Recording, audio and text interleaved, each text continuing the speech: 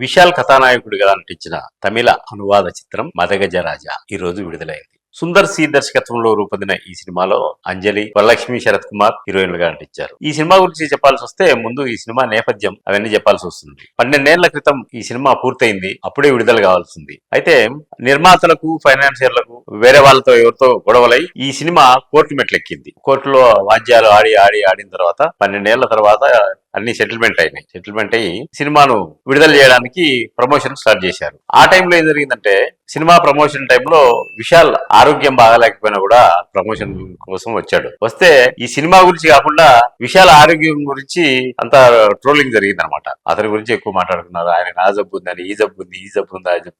అది కూడా ఈ సినిమాకు ప్లస్ పాయింట్ అయింది.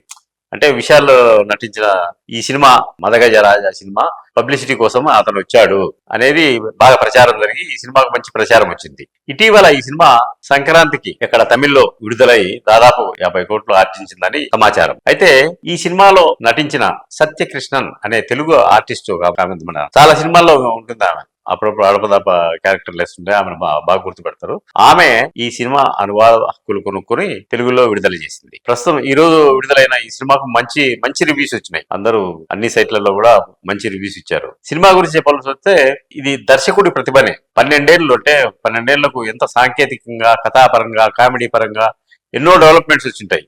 కానీ 12 ఏళ్ల తర్వాత విడుదలైన ఈ సినిమాను కూడా జనం ఆదరిస్తున్నారు. ఈ సినిమాకు భూతద్దం పెట్టుకొని ఏమో లోపాలున్నాయి అని వెతుక్కుండా పోకుండా కాసేపు వినోదిద్దాం అని వెళ్తే ఖచ్చితంగా మంచి వినోదమే దొరుకుతుంది ఈ సినిమాలో. సుందర్ సి అనే దర్శకుడు ఈ సినిమాను మంచి పట్టుతో రూపొందించాడు. మంచి స్క్రీన్ ప్లే, మంచి కామెడీ, హీరోయిన్ లో అప్పుడు మంచి పర్వంలో ఉన్నారు. ఈ అంజలి గాని, వరలక్ష్మి, శరత్ కుమార్ గాని దాదాపు వాళ్ళ అందాలను ప్రేక్షకుడు రంజింపజేసే విధంగా రూపొందించాడు. కథాపరంగా వస్తే కథ ఏముంటుంది, అన్ని పాత కథలే, 2-3 కథలు ఉంటాయి. విశాల్ హీరో కదా, విలన్ వచ్చేసి విశాల్ స్నేహితులను ఇబ్బంది పడుతుంటాడు. ఇబ్బంది పడితే వాళ్ళు వచ్చి విశాల్ శరణు కోరుతారు. నన్ను బాగా ఇబ్బంది పెడుతున్నాడు విలను, అతన్ని ఏమన్నా చేయంటే అతనితో పోరాడి ఆ సమస్యను పరిష్కరించడం ఈ సినిమా ప్రధాన కథ. ఈ అన్ని కథలన్నీ అట్నే ఉంటాయి. ఒక విలన్ ఉంటాడు, హీరో ఉంటాడు, హీరో పోయి విలన్ చంపితే సమస్య పరిష్కారం అవుతుంది. అయితే దర్శకుడు ఈ సినిమాను స్క్రీన్ ప్లే, ఈ సీన్ తర్వాత ఈ సీన్ అయితే బాగుంటది, ఈ సీన్ తర్వాత ఈ సీన్ అయితే బాగుంటది అని మంచి చక్కటి ప్లాన్ చేసుకున్నాడు. దానికి తోడు సంతానం కామెడీ అద్భుతంగా పండింది. రకంగా చెప్పాలంటే ఇది పక్కా